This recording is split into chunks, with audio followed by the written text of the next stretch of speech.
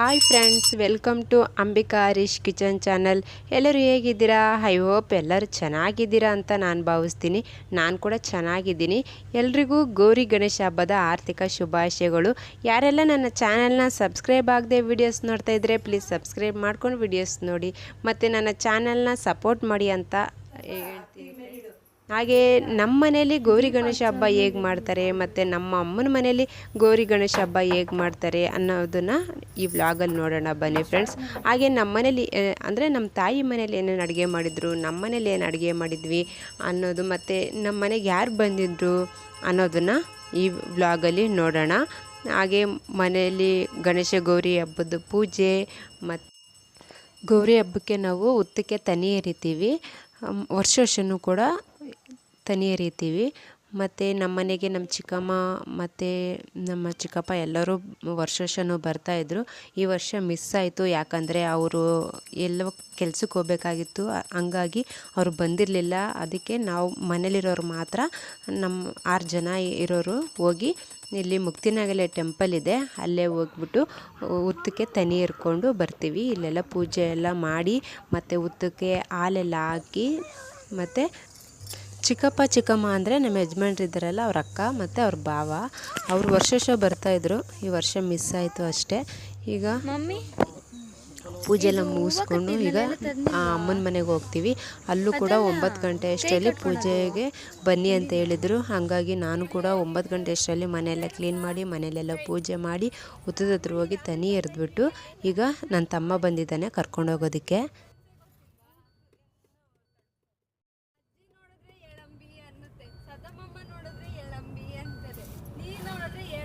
ಇದ್ದೀವಿ ನೋಡಿ, ಇಲ್ಲಿ ಉತ್ತಕ್ಕೆ ಪೂಜೆ ಮಾಡ್ತಾ ಇದ್ದೀವಿ. ಅಂದರೆ ನಾವು ಉತ್ತಕ್ಕೆ ತನಿ ಎರಿತೀವಿ.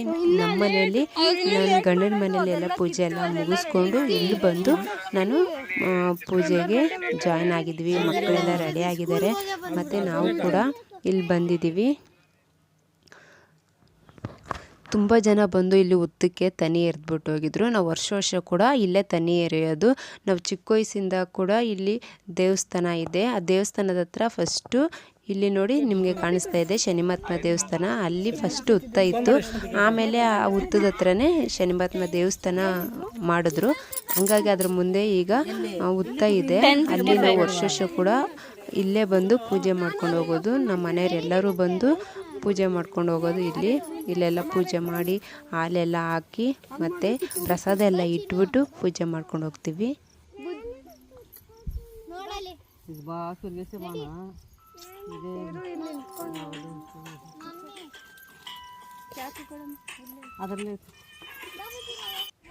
ಇಲ್ಲಿ ಉತ್ತದ ಹತ್ರ ನಿಂತ್ಕೊಳ್ಳೋಕ್ಕೆ ಜಾಗ ಇರಲಿಲ್ಲ, ಎಲ್ಲ ಹುಲ್ಲೆಲ್ಲ ಬೆಳೆದ್ಬಿಟ್ಟಿತ್ತು. ಹಂಗಾಗಿ ನಾವು ಮನೆಯಿಂದನೇ ಚಾಪೆ ತಂದಿದ್ವಿ. ಚಾಪೆ ಎಲ್ಲ ಹಾಸ್ಕೊಂಡು ಮಕ್ಕಳೆಲ್ಲ ಇಲ್ಲಿ ಕೂತ್ಕೊಂಡಿದ್ದಾರೆ.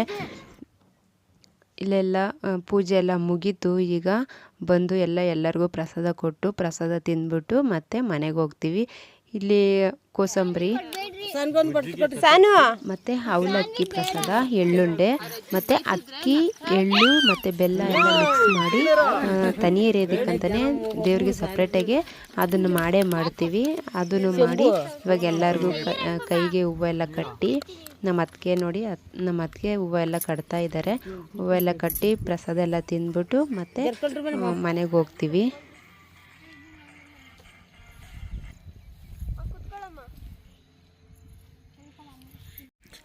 ಎಲ್ಲರಿಗೂ ಹೂವು ಕಟ್ಟಿದ್ರು. ಈಗ ನನಗೂ ಕಟ್ತಾ ಇದ್ದಾರೆ.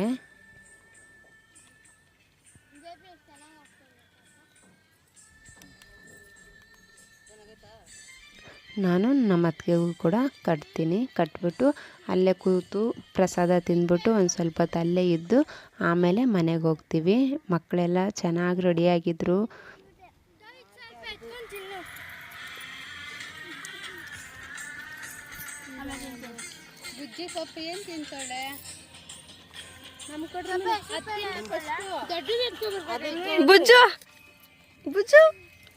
ನೀವು ಲಾಸ್ಟ್ ಬ್ಲಾಗಲ್ಲಿ ನೋಡಿರ್ತೀರಾ, ಇವಳು ಬುಜ್ಜಿ ಅಂತ ಬರ್ತಡೇ ಮಾಡಿದ್ವಿ.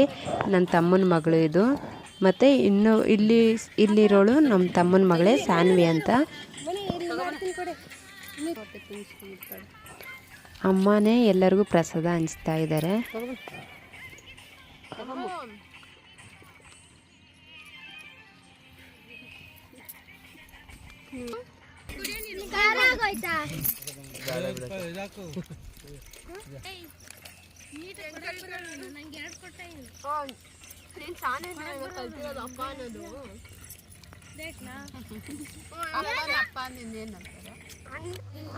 ಈಗ ಮನೆಗೆ ಬಂದ್ವಿ. ಮನೆಗೆ ಬಂದು ಈಗ ಅಡುಗೆಗೆಲ್ಲ ರೆಡಿ ಮಾಡ್ಕೊತಾ ಇದ್ದೀವಿ.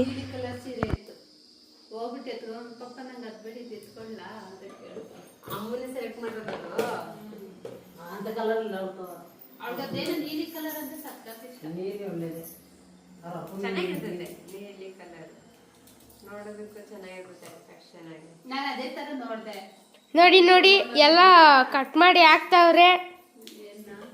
ಈರುಳ್ಳಿ, ಬೆಳ್ಳುಳ್ಳಿ, ಮೆಣಸಿನ್ಕಾಯಿ, ಕ್ಯಾರೆಟು, ಕೊತ್ತಂಬರಿ ಸೊಪ್ಪು ಕಟ್ ಮಾಡಿ ಹಾಕ್ತಾವ್ರೆ. ಏನು ಮಾಡ್ತಾರೆ ಅಂತ ಇವ್ರನ್ನ ಕೇಳೋಣ.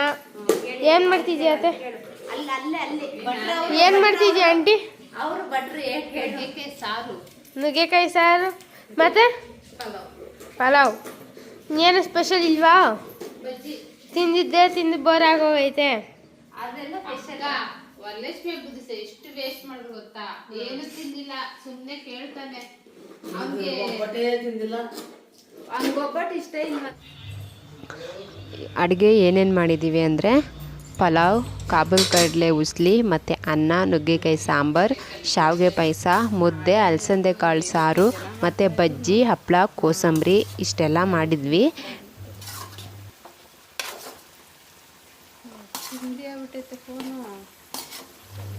ಈಗ ಅಡುಗೆ ಎಲ್ಲ ಮುಗೀತು. ಎಲ್ಲರೂ ಈಗ ಒಟ್ಟಿಗೆ ಕೂತ್ಕೊಂಡು ಊಟ ಮಾಡ್ತೀವಿ.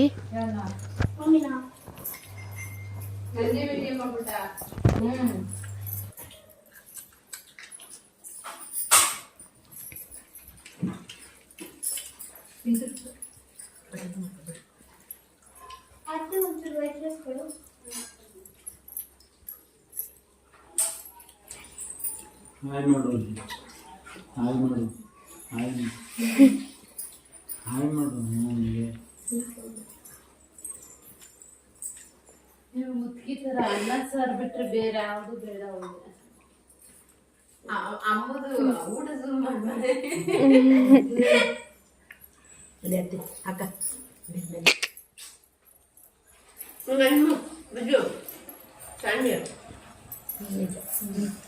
ಬಾಯ್ ಮಾಡಿ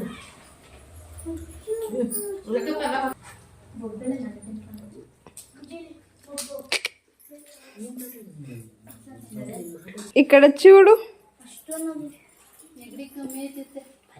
ఓల్డ్ ముదికి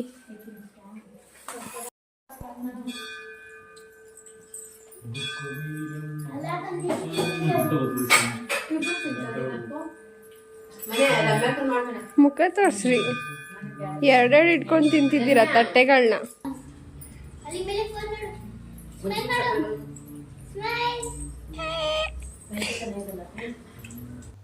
ಈಗ ಅದಕ್ಕೆ ನನಗೆ ಬಾಗಿಣ ಕೊಡ್ತಾ ಇದ್ದಾರೆ. ಅರ್ಶಿನ ಕುಂಕುಮ ಎಲ್ಲ ತೊಗೊಂಡೆ.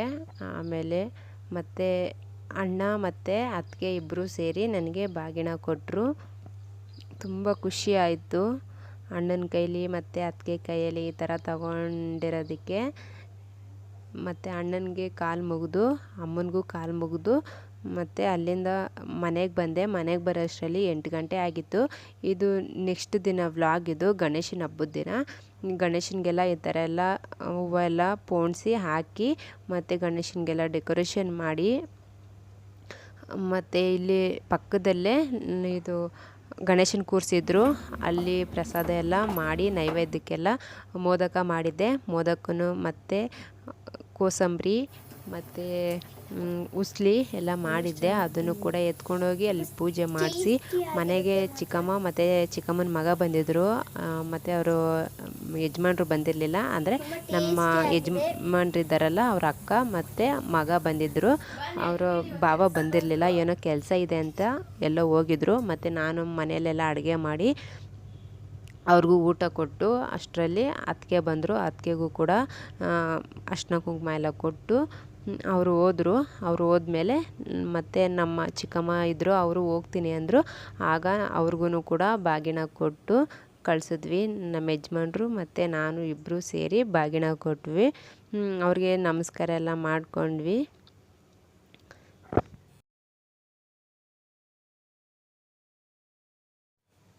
ನಾನು ಮಾಡಿರೋ ಗೌರಿ ಗಣೇಶ ವ್ಲಾಗ್ ನಿಮಗೆಲ್ಲರಿಗೂ ಇಷ್ಟ ಆಗಿದೆ ಅಂತ ನಾನು ಭಾವಿಸ್ತೀನಿ. ಇಷ್ಟ ಆಗಿದರೆ ಲೈಕ್ ಮಾಡಿ, ಶೇರ್ ಮಾಡಿ, ಸಬ್ಸ್ಕ್ರೈಬ್ ಮಾಡ್ಕೊಳ್ಳಿ. ಯಾರೆಲ್ಲ ನನ್ನ ಚಾನಲ್ನ ಸಬ್ಸ್ಕ್ರೈಬ್ ಮಾಡದೆ ವೀಡಿಯೋಸ್ ನೋಡ್ತಾ ಇದ್ದರೆ ಪ್ಲೀಸ್ ಸಬ್ಸ್ಕ್ರೈಬ್ ಮಾಡ್ಕೊಂಡು ವೀಡಿಯೋಸ್ ನೋಡಿ ಅಂತ ಹೇಳ್ತಾ, ಮತ್ತು ಅಲ್ಲೇ ಇರುವ ಬೆಲ್ ಐಕಾನ್ನ ಕ್ಲಿಕ್ ಮಾಡೋದ್ರಿಂದ ನಾನು ಹಾಕೋ ಯಾವುದೇ ವೀಡಿಯೋಸ್ ಆಗಲಿ ನಿಮಗೆ ನೋಟಿಫಿಕೇಷನ್ ಬರುತ್ತೆ ಫ್ರೆಂಡ್ಸ್. ನಮ್ಮ ಚಾನಲ್ಗೆ ಇದೇ ಥರ ಸಪೋರ್ಟ್ ಮಾಡ್ತಾಯಿರಿ. ನೆಕ್ಸ್ಟ್ ವ್ಲಾಗ್ ಇಲ್ಲಾಂದರೆ ರೆಸಿಪಿ ಜೊತೆ ನಿಮ್ಮ ಮುಂದೆ ಬರ್ತೀನಿ. Bye friends.